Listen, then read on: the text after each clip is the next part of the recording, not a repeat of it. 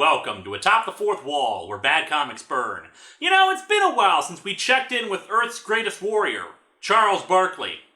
Admittedly, we've only seen his brilliance as a tactician and fighter when he faced off against Godzilla, but perhaps it's time we see him demonstrating more of his talents. This time as a detective.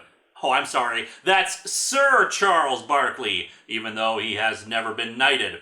I've been trying to figure out why the hell his nickname was Sir Charles, and I've gotten various explanations, from his aggressive and outspoken demeanor, that doesn't sound particularly knightly, or his play style, is there some sort of method of playing basketball that involves wearing a suit of armor?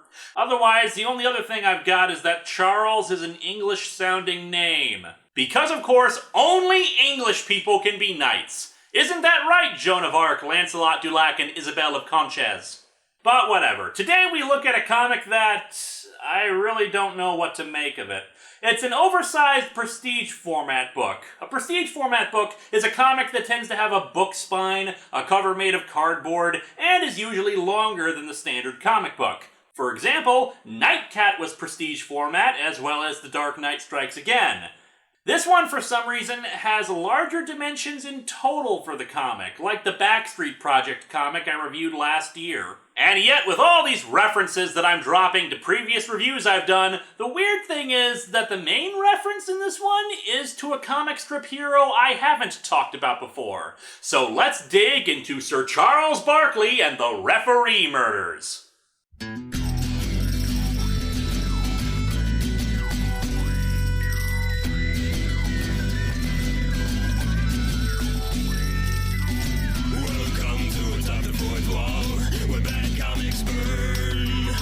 Linkara's gonna teach you all a lesson you won't learn.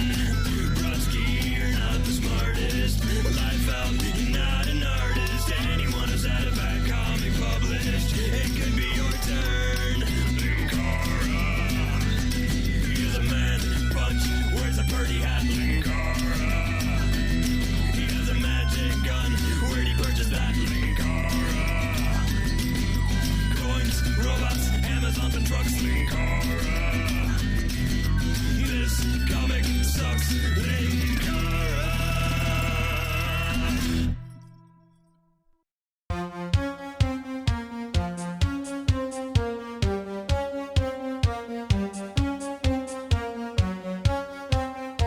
The cover is pretty bland, a photo of Charles Barkley wearing the yellow trench coat that he'll be sporting in the story. Yeah, a yellow trench coat, because all of a sudden, Charles Barkley equals Dick Tracy. I don't get it. But yeah, according to some extra pages at the back of the book, Barkley actually was at a photo shoot in this getup so they could get reference pictures, so kudos there. We open at a basketball game in Phoenix, Arizona, where the good Mr. Barkley gets whistled by the ref right as he makes the winning shot of the game. You fouled him, Charles, on your way down court. That's 2 shots. Are you sure? Are you absolutely 100% correct? No, I'm only 64.7% certain. Back off, Barkley. Barkley, being the smartest guy in the room, grabs the ref and turns him back around to face him. Listen, Mel. Come in closer, my darling. I can't think of a sport where touching the ref is ever allowed, so he gets expelled from the game. Later in the locker room, some reporters are interviewing him about what happened. So, Charles, what about that last second call? It stunk, and it cost us the game. You all saw it, but it'll come back to him. What do you mean by that, Charles? Murderous revenge, obviously. What else would I mean? Just what I said. Life has a way of seeing that things even out. I'll call Godzilla later, and he'll stomp on the ref's house. Dude owes me a favor. While in the parking lot, Barkley is approached by a random fan. She agrees that it was a bad call, and she knows he's going on a road trip, and thus she offers him the Dick Tracy coat and hat. Go on, Chuck, take it. I hear it's colder than hell back east right now. That man Barkley, he sure knows how to please the ladies. Take down this romantic advice, heterosexual men. The ladies like it when you accept their gifts of coats and hats. The referee from the game is walking to his car when a silhouetted figure comes up to him and stabs him. Naturally, he doesn't cry out or anything, because if referees are known for anything, it's how silent they are. Barkley's team, the Phoenix Suns, arrive in Chicago. Chicago, home of the Sox. The Bears. And the Suns' next opponent, the Bulls. If you look closely in this shot, you can see Super Mecha Death Christ and giant robotic Donkey Kong Jesus riding a puff of smoke fighting each other. During the next game, a ref once again halts things on account of Barkley. Man, that was clean. Sorry, Charles, you got the ball, but you also got his arm. What arm? He ain't even scratched. You know, I've actually seen quite a few basketball games, and while arguments with the ref do happen, usually the players are too busy catching their breaths to get into fights like this. Plus, it's just bad PR for the team. Where's the coach? The ref calls the foul anyway and gives the other team's player 2 free throws. Hey Bob, he's not that good. He's just another player. The hell is that supposed to mean? And you're just I'm a what?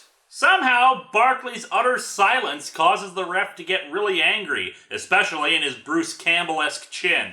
Barkley, that's a T! What? A T? For what, man? First name Mr., middle name period, last name T. You can hear that 50 times every night on TV! Hear what 50 times? Look, if you want to censor it, just censor it. But there wasn't a word spoken at all! Barkley says to forget about it and walks it off, but later the ref is walking down the streets and a man in silhouette approaches. Hey buddy, spare a smoke? Sorry, I don't smoke. And then a man grabs him and throws him off an overhang to the ground below. Not smoking can be bad for your health. Because if you had a cigarette, I wouldn't have murdered you for completely unrelated reasons. The next morning, the team has a layover in Chicago, so they stick around for another day, letting Charles Barkley check out the Field Museum. Gee, it's a good thing the dinosaurs like this one are all dead, Mom. Poor kid. He's too young to remember Godzilla's reign of terror. Barkley is approached by 2 police detectives who have put together the fact that both refs had fights with him and that witnesses stated that the guy who attacked them was a large black man. Calling it now, the twist ending is that it was Shaq. Barkley just walks off, pissed off at the accusation and yelling that at the times of each murder he was in his hotel room. And then we see that Barkley is now with the rest of his team heading to Manhattan. Yep, I'm sure neither Phoenix nor Chicago police would be interested in detaining him for questions or anything. Just let the murder suspect flee. His teammates talk to him, and Barkley has calmed down. I guess you can't blame them. Until they catch somebody, everyone's a suspect. Or just the guy who is having arguments with both of them on national television. During the next game, Barkley gets into a scuffle with one of the New York Knicks players, and an audience member yells out, Hey Barkley, you can't kill him till after the game! He's right, you know. Murdering the referee is a 2-shot penalty. Don't worry about it. You just sit up there and watch the game. Heh, dude was lucky Barkley didn't spit on him. Barkley spots 2 fans talking to one of the referees, and then sees the 2 walking out. Considering how pricey the seats the 2 had were, Barkley is suspicious of why they would leave only halfway into the first quarter. After the game, Barkley puts on the yellow coat and hat and follows the referee the 2 were talking to.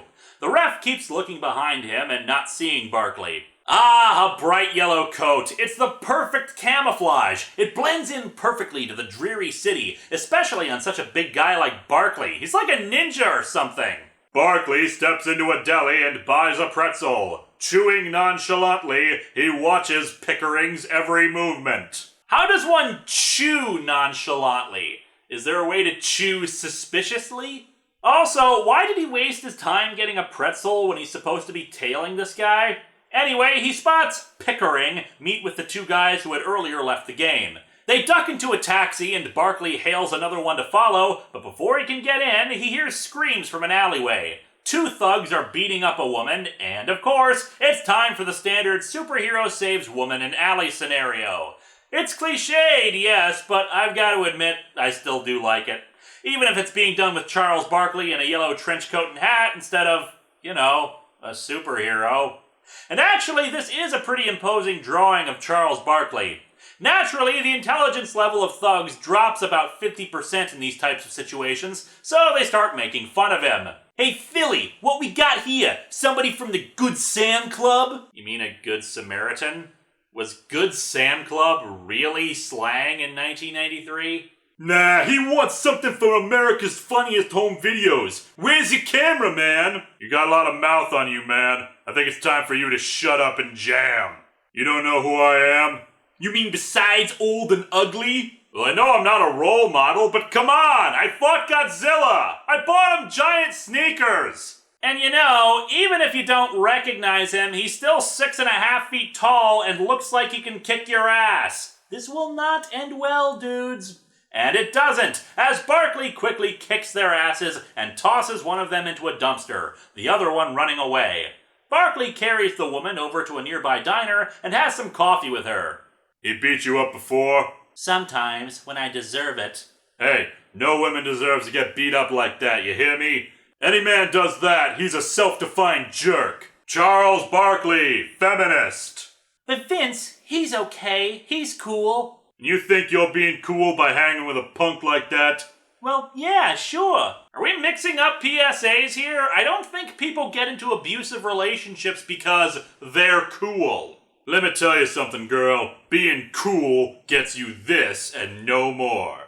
Barkley drops a quarter onto the table. Don't be cool, be smart. Smart'll do you a lot better than cool. Now call your mama. Being Earth's greatest warrior, Charles Barkley is also known for his keen wisdom. And with that pointless segue done with, Barkley continues his investigation by heading into a taxicab office.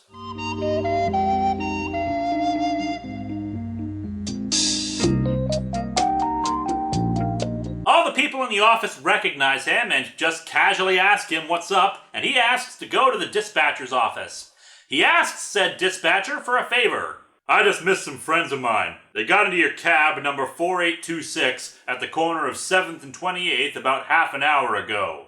3 guys, 2 white, 1 black. I'd like to know where they were dropped. Yeah, I went all the way to the taxicab office for this because, friends. Don't question it. I'm Charles Barkley. Shut up. The dispatcher points out he's got a great memory. When you have to keep track of guys like Sean Kemp and Patrick Ewing, you learn how to remember things. I'm playing chess by mail with them. It's easy to get lost over which turn it is and what pieces have moved. He gives them the names of the guys in the cab as well as where they were dropped off, because I guess there isn't a taxi cab driver / customer confidentiality thing. It's especially helped that the driver has one of the business cards of one of the guys in it. Barkley heads over to the place they were dropped off, an upscale hotel. He goes to the counter and claims to be a friend of the guy from the cab. At first, the clerk insists on phoning up to the guy to ask if he's really a friend, but then he notices that it's Charles Barkley. I'm not him, though. Of course you're not. I understand completely now. Well, I suppose we must not annoy Mr. Johnson. Go on up. Charles Barkley, Earth's greatest warrior and master spy. He knocks on the door and then hides behind a corner, waiting for the guard inside to stick his head out before shoving his way in. Yeah, this isn't illegal or anything, especially since the only thing you know is that a referee got into a cab with 2 guys. This would be seriously awkward if it turned out they all just went to high school together. But no, shenanigans are afoot. A drug dealer on the couch wearing sunglasses, because only drug dealers wear sunglasses indoors, invites him in, even offering one of his lingerie models to him. Come on, baby, you're all tense. Let me run my fingers through your hair. I don't have any hair. She even takes off his hat and is shocked to discover he's bald. People with shaved heads are completely without sin, you know. The referee comes into the room holding cocaine in one hand and a woman in skimpy attire in the other.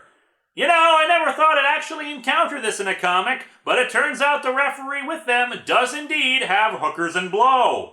The referee pleads with Barkley not to reveal this to the NBA league officials, but Barkley just berates him for ruining his own life. The drug dealer explains that the referee isn't indebted to them, that they just have an arrangement. I always wondered about some of your calls. I'll bet your game partners did too. I didn't mean for them to get hurt. He said he was just going to get Corey and Lavalas to keep quiet. There you have it, folks. If a referee makes a bad call in basketball, it's because they're actually cocaine addicts in league with drug kingpins. Well, actually, it's that the 2 who were murdered suspected what was going on and were getting too close to it, but enough about that. The drug lord has had enough and has his goon pull out some garrote wire, wrapping it around Barkley's neck. The drug lord says they'll frame Barkley, make it look like he was a cocaine addict who had a bad fall over the balcony. Barkley, however, has faced tougher competition than this and flips the guy over his head. They start shooting, but he quickly flees back to his hotel. I should note that it'd be pretty easy for the drug dealers to find out what hotel he's staying at, and he should really go to the police, but whatever. He collapses on his bed, drained from the experience, but gets a phone call from the drug lord. "You didn't give me a chance, man. We didn't get a chance to talk. Me, I like to talk. For example, I'd like to know what your favorite Lars von Trier movie is. Or perhaps you're more of a Terrence Malick fan. I like to play the game, too." And you just lost the game! Ha! "I read that today's an off day for the team. How'd you like to get together and shoot some hoops?" And by hoops, I mean heroin. Barkley says he'd rather talk to some cops. Why the hell didn't you just do that right away? But the drug dealer threatens to murder the ref if he doesn't show up. He arrives at a basketball court and the drug dealer says they're gonna play some free throws. Barkley says he's not very good at free throws and would prefer some one-on-one, but the drug dealer refuses since he has to give his backstory.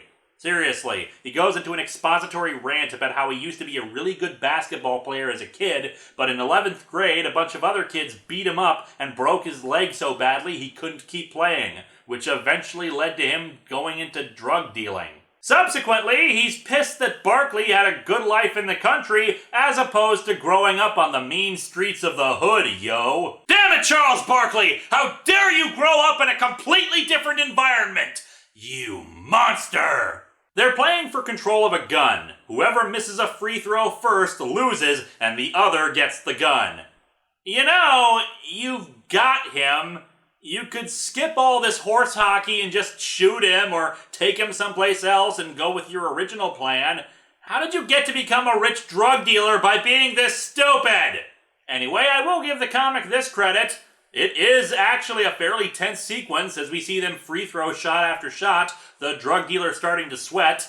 Then again, maybe his problem is that he's wearing his sunglasses at night. He may be able to see the visions in his eyes, but he probably can't see the hoop.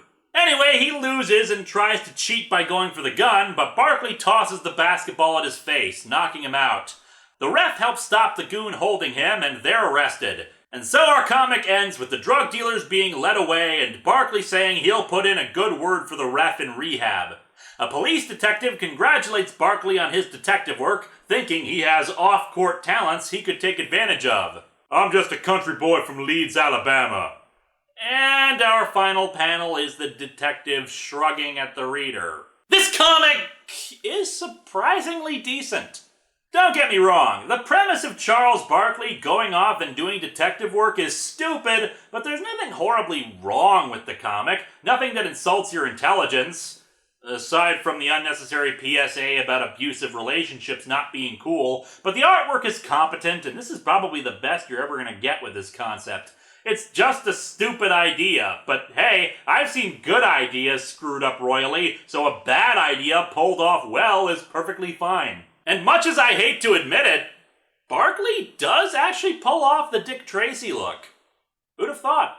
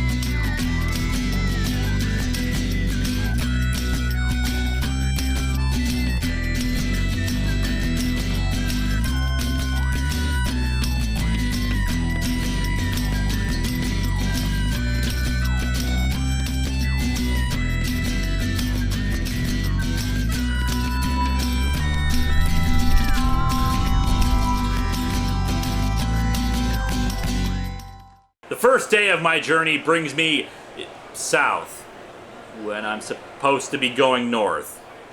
Yeah, I probably should buy a map. I find myself at the Minnesota State Fairgrounds for the comic convention SpringCon. Perhaps here I can locate some individuals who can assist me in my quest. Alright, so that's my magic gun, guys. Is there anything you can do for it? Well, I guess we could draw on it. Put POW right across it. I can make some funny stuff for it. Put in like a zombie there, or you know, like. Wait, aren't you guys scientists? No, we're cartoonists.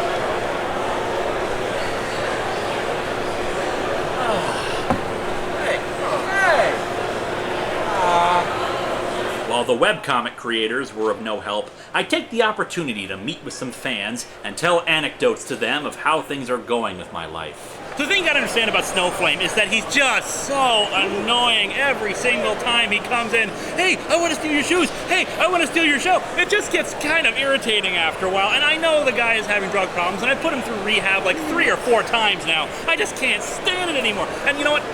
I just try to do the hardest that I can. And that was the last time I stole a traffic cone.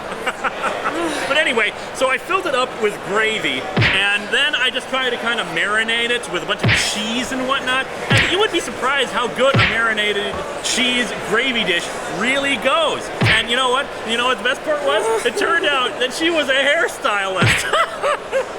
Oh, you should have been there. The purpose of my journey is to find experts in the field of magic, or at least the paranormal, and fortunately, such individuals were nearby. Okay guys, so that's the story of my magic gun. Is there anything you can do to help me? No, sorry. Alright, thanks anyway. You have a good work. Thank you. Still, in spite of my setbacks, I try to keep an open mind for other individuals who think they may be able to help. While my devices aren't working, other people may have devices that could assist. No, use the red setting!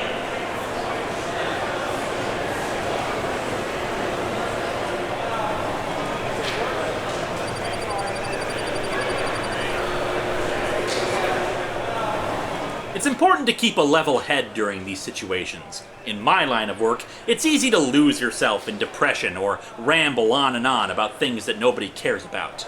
The important thing is to keep yourself in control at all times and never do anything to embarrass yourself. The thing about Shale and Active God is that they get Booster Gold's character wrong. They think he's just about the money. He doesn't care about actually helping people. He's just like, oh, I just want the fame and fortune. And you know what, I just realized you probably don't even know who the heck I'm talking about. Who are you anyway? My name is Dan Jurgens, the creator of Booster Gold. The problem with Blue Beetle these days is My quest continues. Hopefully, I'll figure out what direction north is. Hello, little Cybermat. You're so cute. I love you. You're gonna be mine forever, and I'll keep you on a mine.